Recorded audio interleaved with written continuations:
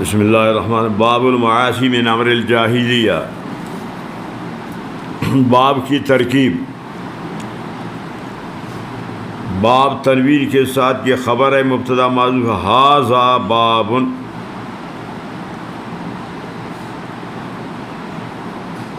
المعاصی یہ ہے مبتدا، من امر الجاہلیہ اس کا خبر ہے، مبتدا خبر جملہ۔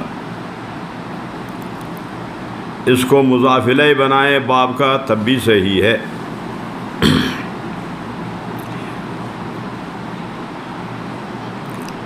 معاصی یہ جاہلانہ اخلاق ہے، جاہلانہ فعل ہے۔ ولا یکفر صاحبها بارتکابها،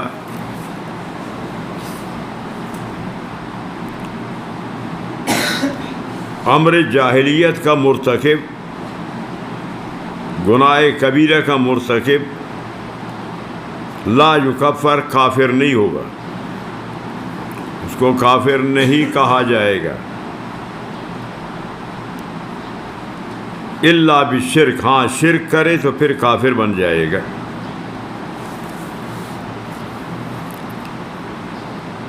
ترکیب کے بعد اس باب کا پہلے باب کے ساتھ مناسبت، پہلے باب میں کفران عشیر کا ذکر تھا۔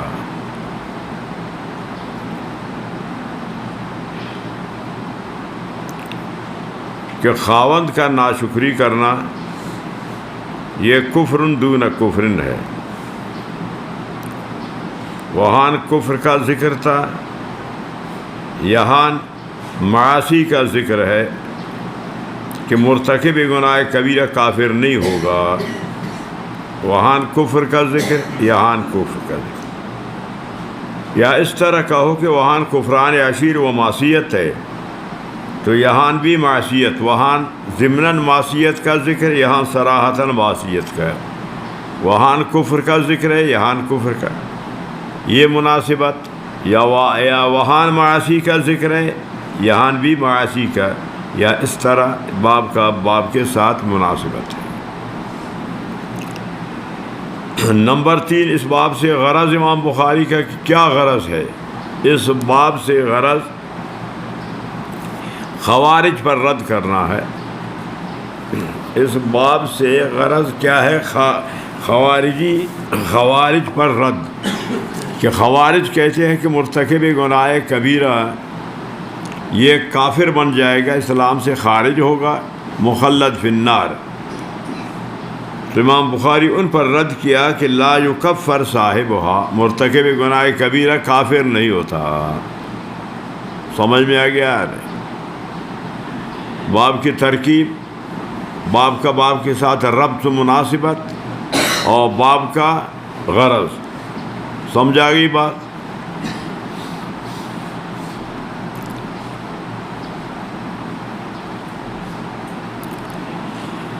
اچھا، لکھو للنبی صلی اللہ علیہ وسلم انک امرؤ فیک جاہلیہ، یہ حدیث ہے کہ نبی علیہ السلام نے فرمایا انک امرؤ فیک، تجھ میں جاہلانہ اخلاق ہے، جو بات تجھ نے کی ہے یہ جاہلانہ ہے۔ اسی پر اکتفا کیا، یہ نہیں فرمایا کہ اس بات سے تم کافر بن جائے گا۔ تو یہ حدیث سے دلیل ہے کہ مرتکب گناہ کبیرہ کافر نہیں بنتا۔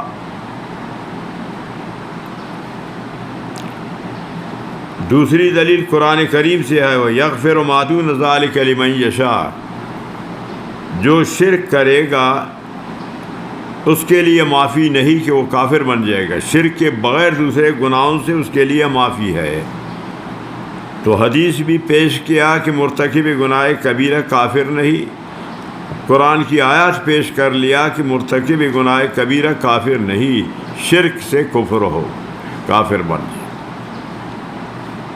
سمجھ رہے بات کو سمجھو اچھی طریقے سے، بات کو اچھی طرح سمجھو۔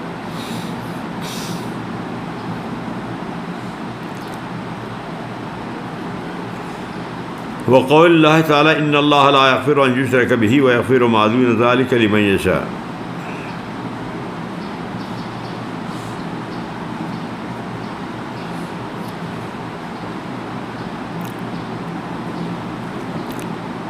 دوسری آیت وَإِن طَائِفَتَانِ مِنَ الْمُؤْمِنِينَ اقْتَتَلُوا فَأَصْلِحُوا بَيْنَهُمَا،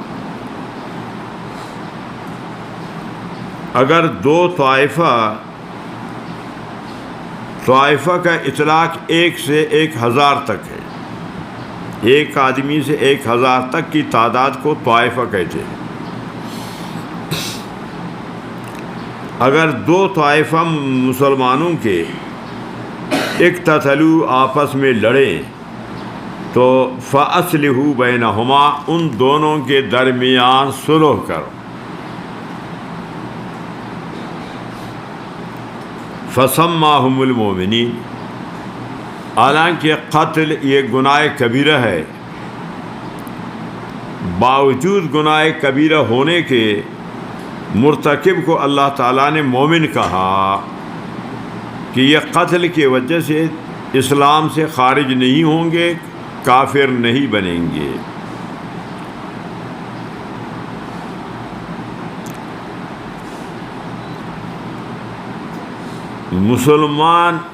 مسلمان کے قتل میں، مسلمان اگر مسلمان کے قتل کو جائز سمجھتا ہے تو وہ مسلمان کافر بن جائے گا۔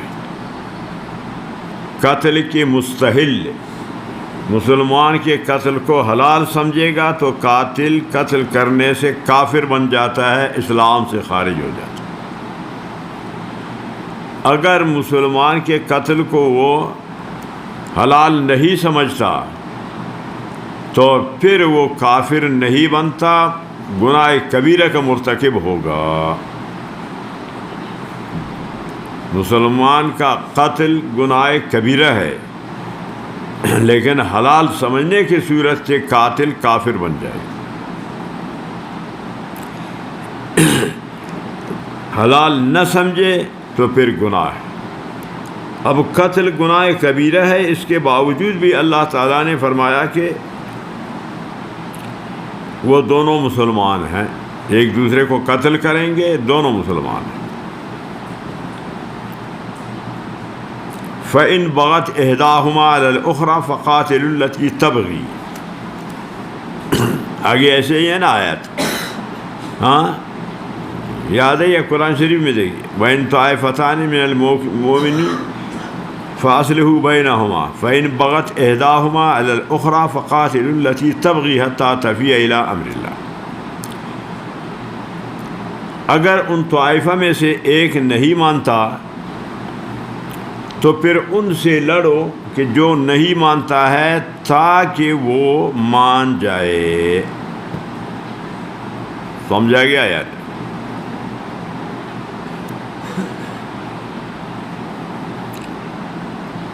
حدثنا عبداللہ بن مبارک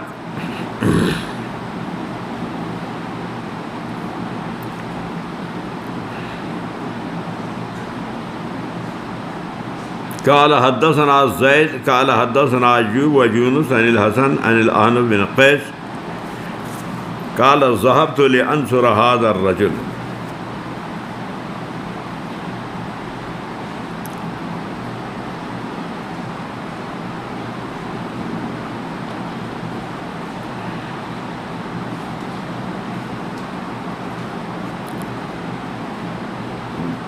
یہاں ہے آذ الرجل،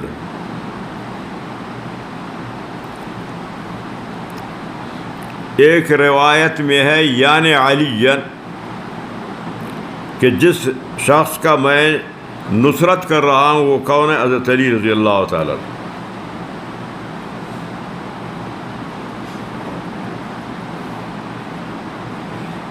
تیسری روایت میں ہے ارید نصرت ابن ام رسول اللہ صلی اللہ علیہ وسلم، کہ نبی علیہ السلام کے جو چچا کا بیٹا ہے، چچا زاد بائی ہے، ان کی مدد کے لیے۔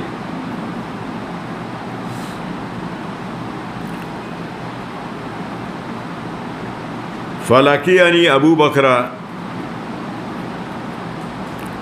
راستے میں ابو بکر سامنے آیا، فقال این ترید، کہاں جاتا ہے؟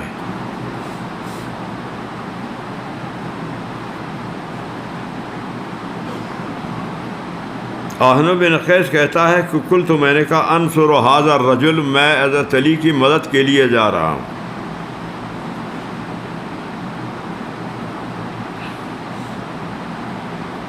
ابو بکر نے کہا ارجع، واپس ہو جائے.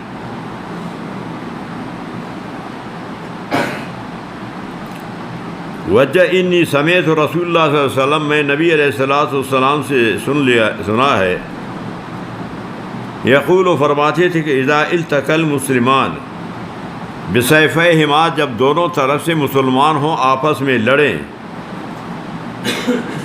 فالقاتل والمقتول فی النار، دونوں جہنم میں.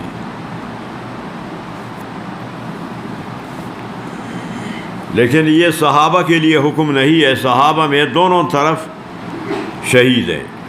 حضرت علی رضی اللہ تعالیٰ عنہ کے بھی شہید ہے لشکر، حضرت معاویہ رضی اللہ تعالیٰ عنہ کے بھی لشکر شہید.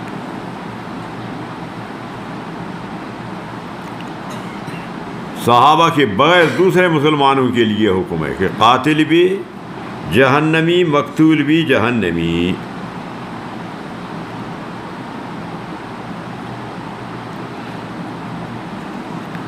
فالقاتل والمقتول فی النار. قلت، میں نے کہا یا رسول اللہ ھذا القاتل، قاتل تو جہنم میں جائے گا قتل کے وجہ سے کہ دوسرے کو قتل کیا. فما بال المقتول، مقتول کیوں جہنم میں جاتا ہے، اس کا کیا قصور ہے؟ قال انہ کان حریصا، وہ مقتول کا بھی مقصد تھا کہ اس کو میں قتل کروں، لیکن وہ غالب آ کر کے اس کو قتل کیا، اسی لیے دونوں جہنمی ہیں. ہاں اگر مقتول کا مقصد قتل نہ ہو تو پھر اس صورت میں قاتل جہنمی ہے، مقتول جہنمی ہے. تو مسلمان آپس میں ایک دوسرے کو قتل کرنے سے، لڑائی سے گریز کرنا چاہیے. مسلمان کا مسلمان کے ساتھ لڑنا یہ جہاد نہیں ہے، یہ قتل ہے، قتال ہے، ناجائز ہے. اسلام کے لیے، مسلمانوں کے لیے یہ نقصان ہے. جہاد صرف کافر کے ساتھ ہے، وہ کافر کے ساتھ جہاد میں اسلام کا، مسلمانوں کا فائدہ ہے. باقی آپس کی لڑائی یہ اسلام کے فائدہ میں نہیں، مسلمانوں کے فائدے میں نہیں. مسائل کو سمجھا کرو اور احتیاط کیا کرو.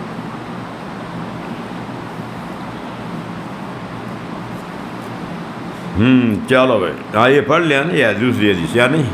ہاں پڑھو. حدثنا سليمان بن حرب قال حدثنا شعبة.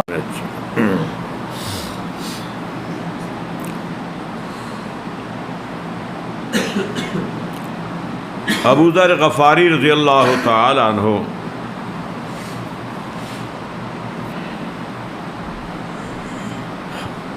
ابو ذر یہ کنیت ہے.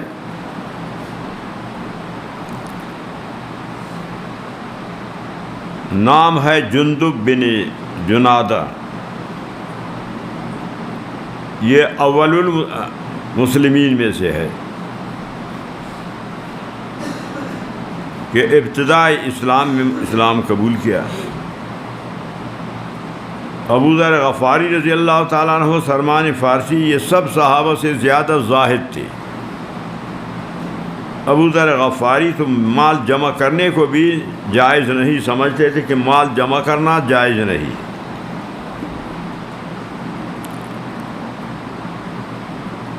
حضرت معاویہ رضی اللہ تعالیٰ عنہ شام کا گورنر تھا.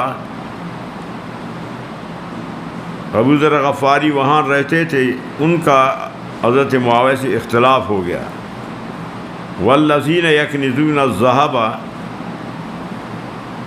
کہ یہ وعید حضرت ابو ذر غفاری فرمائے مسلمان یہودی سب کے لیے ہے کہ جو مال کا زکوٰۃ ادا نہیں کرتے تو وہ خزانہ ہے، قیامت میں یہ اس کے لیے وبال بن جائے گا. حضرت معاذ فرماتے تھے کہ نہیں، یہ صرف یہودیوں کے بارے میں ہے. اس اختلاف پر پھر وہ چھوڑ کر مدینہ منورہ آیا.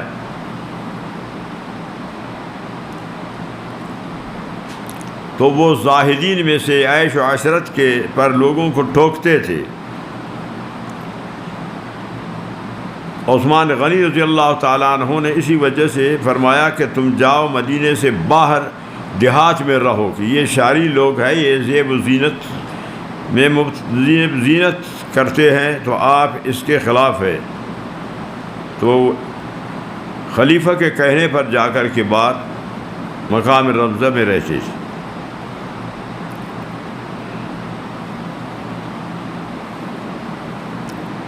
تو ابو ذر غفاری رضی اللہ تعالی وعلیہ حلۃ وعلی غلامہ حلۃ، حلہ کہتے ہیں کہ دو کپڑے ایک رنگ کے ہوں، ازار و ردا، قمیص و شلوار ایک رنگ کے، اس کو حلہ کہتے ہیں۔ ابو ذر غفاری حلہ پہنا ہوا تھا اور اس کا غلام وہ بھی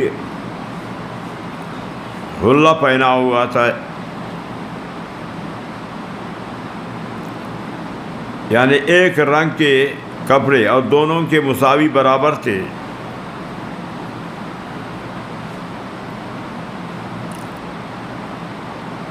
فسألتہ عن ذلک، معمور کہتا ہے کہ معرور کہ میں ان سے پوچھا کہ یہ کیا وجہ ہے کہ آپ مالک اور غلام کا دونوں کا لباس ایک جیسے ہے، برابر؟ تو عرب مالک کا کپڑا اعلیٰ ہوتا غلام سے، غلام کا کم۔ عرب میں یہ رواج تھا، برابر غلام کو اپنے نہیں رکھتے تھے، تو آپ نے ان کو اپنے برابر رکھا ہے، اس کی کیا وجہ ہے؟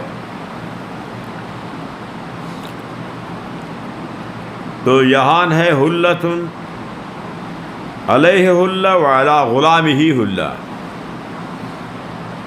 یہ راوی سے سہو ہو گیا ہے، یہ صحیح نہیں۔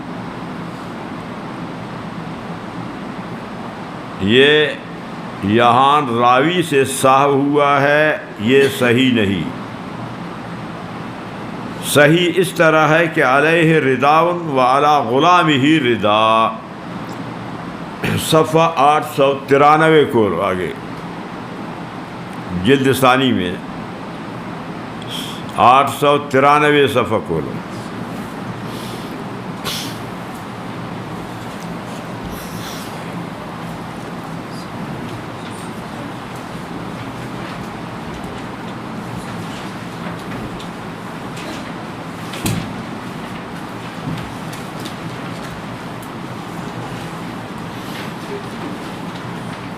آٹھ 893 مل گیا؟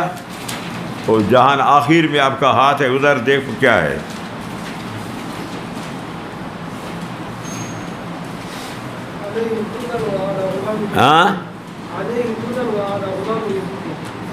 ہاں تو علیہ بردہ علی غلامہ برد، ایک چادر آپ پہنے ہوئے تھے اور ایک غلام، حلہ نہیں ہے، چادر تھے۔ دیکھو اچھی طریقے سے دیکھو، سمجھا گیا نا؟ یہاں ہے حلہ، وہاں ہے بردہ، رضا، بردہ یعنی رضا۔ سمجھو اچھی طریقے سے، سمجھا کرو اچھی طریقے سے۔ تو دونوں میں تعارض ہے نا، تو اس کا جواب یہ ہے کہ یہاں راوی سے سہو، یہ غلط ہے، وہ صحیح ہے۔ یہ ان کو کہا کہ ان کا ردا آپ لے لیں تو آپ کا حلہ بن جائے گا، ایک کپڑے کا ان کو اور کپڑا پہناؤ، تو وہ صحیح ہے بردہ، یہ حلہ صحیح نہیں۔ بات آ گئی میں سمجھ میں یا نہیں؟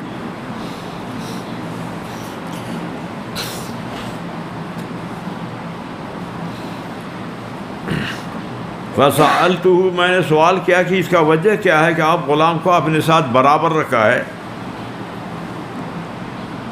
فقال انی صاببت رجلا، میں نے ایک آدمی کو گالی دی، ابو ذر غفاری فرماتے یعنی اپنے غلام کو، حضرت بلال کو۔ ایک قول ہے کہ عمار بن یاسر، حضرت بلال کو میں نے کہا ابن السواد، اے کالی ماں کا بیٹا، یہ میں نے اس کو کہا۔ فعیرتہ، اس کو آر دلایا، بِأُمِّهِ کے کالی رنگ کے ماں کا تو بیٹا ہے۔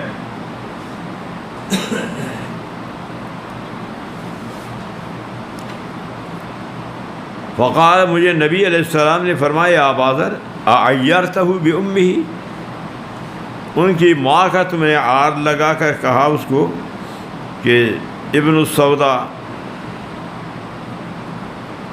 انک امرؤ فیک جاہلیہ، یہ تو ایک جہالت والا اخلاق ہے، جاہلانہ اخلاق آپ نے استعمال کیا ہے۔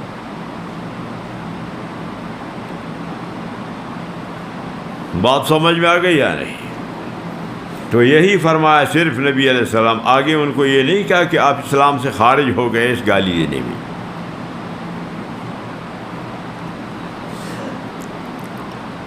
جہالت کا اخلاق ہے، جاہلانہ آپ کا یہ رویہ۔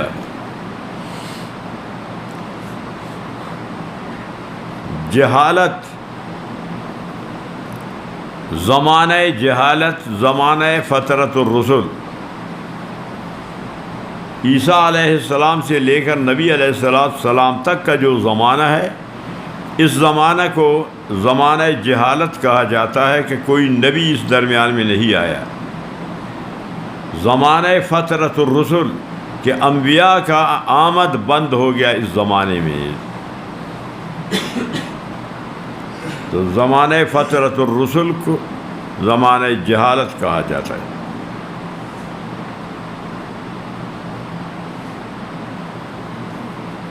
بات سمجھ میں آ گیا؟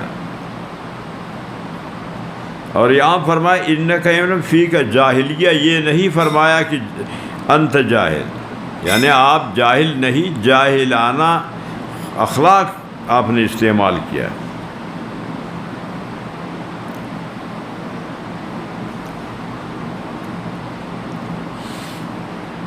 اب سب صحابہ اگر ایک دوسرے کو گالی دیتے ہیں تو ان کے چونکہ درمیان انسانی فطرت کیا کوئی معاملہ ہوگا، اس پر وہ ایک دوسرے کو گالی دیتے ہیں یا ایک دوسرے کے ساتھ لڑتے ہیں۔ صحابہ کا آپس کے بغیر دوسرے مسلمانوں کے لیے، بعد والوں کے لیے جائز نہیں کہ وہ صحابہ کو گالی دے، صحابہ کے خلاف بولے، کیونکہ بعد والوں کا صحابہ کے ساتھ کوئی معاملہ ہے نہیں کہ جس پر ان ایک دوسرے پر وہ غصہ کرے۔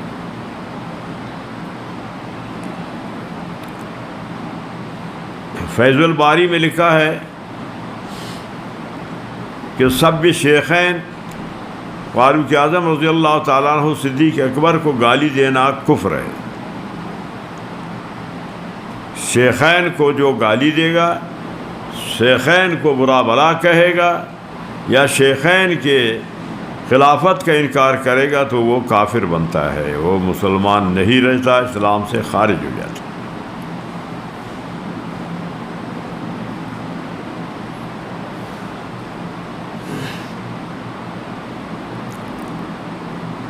شاہ عبدالعزیز رحمۃ اللہ علیہ، شاہ ولی اللہ رحمۃ اللہ علیہ کے 4 بیٹے تھے، سارے محدث مفسر اعلیٰ علم والے تھے باپ کی طرح۔ تو شاہ عبدالعزیز رحمۃ اللہ علیہ فرماتے ہیں کہ صحابہ کے گالی دینے والے کو وہ شخص کافر نہیں کہے گا جن کو روافض کے عقیدہ کا پتہ نہ ہو کہ روافض کی کیا عقیدہ ہے۔ جن کو عقیدہ کا پتہ ہے تو وہ ان کو کافر کہے گا، کیونکہ وہ شیخین کو گالی دیتے ہیں۔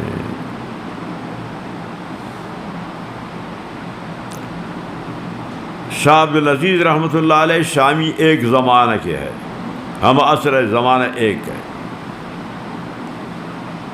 فیض الباری میں لکھا ہے کہ شاہ عبدالعزیز رحمۃ اللہ علیہ ابن عابدین شامی سے زیادہ علم والے تھے، آپ کا علم زیادہ تھا اس سے۔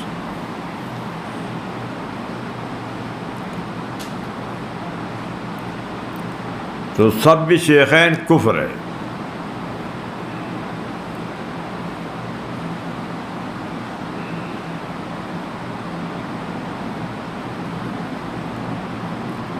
اخوانکم خولکم، نبی علیہ السلام فرماتے ہیں کہ یہ جو تمہارے خادم ہے یہ تمہارے بھائی ہے، کہ اللہ تعالیٰ نے ان کو تمہارا محتاط بنایا ہے، ان کے ساتھ انصاف کرو، ان پر ظلم نہ کرو، جو خود کھاتے ہو ان کو بھی وہی کھلاؤ، جو خود پہنتے ہو ان کو بھی وہی پہناؤ۔ اصل عبارت یوں ہونا چاہیے تھا، خولکم اخوانکم، تمہارے خادم تمہارے بھائی ہیں، لیکن یہاں اخوان کو مقدم ذکر کیا حصر کے لیے۔ جعلہم اللہ تحت ایدیکم، اللہ تعالیٰ نے ان کو تمہارے محتاط بنایا ہے، تم متبوع ہو، وہ تمہارے تابع ہے۔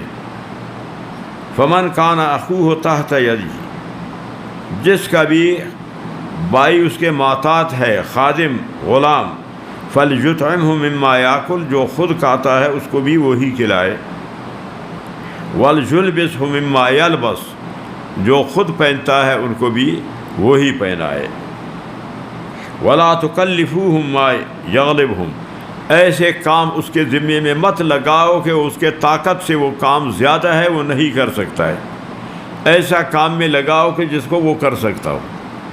اگر ایسے کام میں لگایا کہ اس کی طاقت سے زیادہ ہے تو پھر تم خود اس کا مدد کرو، وگرنہ تو پھر یہ ظلم ہوگا۔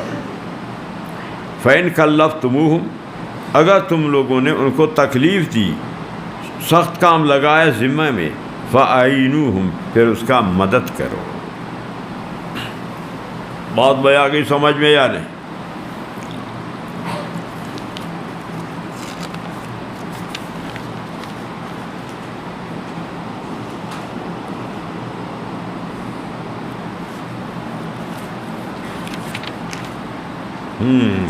پڑھو شاباش۔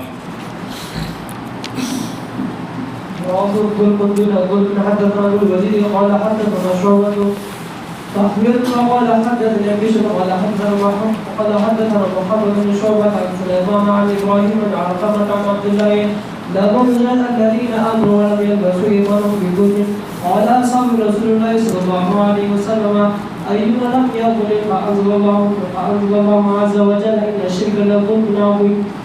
اچھا، ظلم دون ظلم، جس طرح کے کفر دون کفر، اسی طرح ظلم دون ظلم، ظلم کے بھی اقسام ہے، اعلیٰ ظلم ہے، ادنا ظلم ہے۔ اعلیٰ ظلم شرک ہے، وہ کفر ہے، اور ادنا ظلم جو ہے نا وہ گناہ ہے، کفر نہیں۔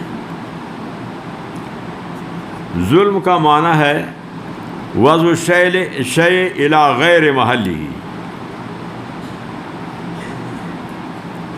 چیز کو اس کے محل میں نہ رکھنا، استعمال نہ کرنا، یہ ظلم ہے۔ سجدہ کرنا یہ اللہ کا حق ہے، اب غیر کے لیے سجدہ کرنا یہ ظلم ہے، شرک ہے۔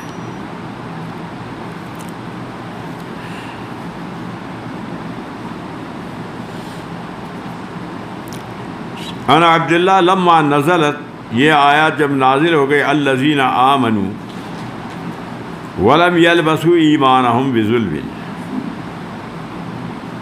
ولم یلبسوا ایمانہم بظلم، لبس یلبسو، ضرب یضربو کے باب سے، اس کا معنی ہے مشابہت، اختلاط کا، کہ ایک چیز کو دوسرے کے ساتھ مشابہ کرنا، ضرب یضربو کے باب سے ہے۔ لبس یلبسو، یہ لم یلبسو نا، لم یلبسو، زبر غلط ہے۔ لبس یلبسو کا معنی لباس پہننے کا ہے، پوشاک کا ہے، سمجھانا. تو یہاں تلبیس مشابہت کا ہے، غیر کے ساتھ تشبیہ دینا، غیر کو اللہ کے ساتھ تشبیہ دینا، غیر کے لیے عبادت کرنا جیسے کہ اللہ کے لیے. جو آپ نے ایمان میں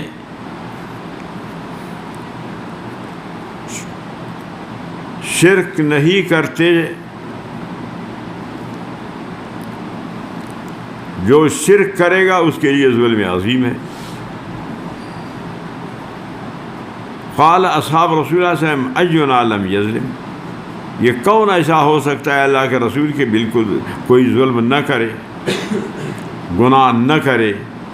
تو اللہ نے یہ آیت نازل کیا ان شرک لظلم عظیم. شرک سے مراد یہ ظلم سے مراد شرک ہے، یعنی جو شرک کرے گا یہ ظلم عظیم ہے، اس کے لیے عذاب ہے. اور جو ظلم گناہ ہے، شرک نہیں ہے، اس کے لیے یہ وعید نہیں. تو گناہ سے بچنا مشکل ہوتا ہے، سمجھا، باقی شرک سے بچنا آسان ہے. اسلام کو قبول کرنا، کفر کو چھوڑ دینا، یہ آسان ہے، کوئی مشکل نہیں ہے. تو یہاں جو ظلم ہے اس سے مراد شرک ہے جس کے بارے میں وعید ہے، اس سے گناہ مراد نہیں.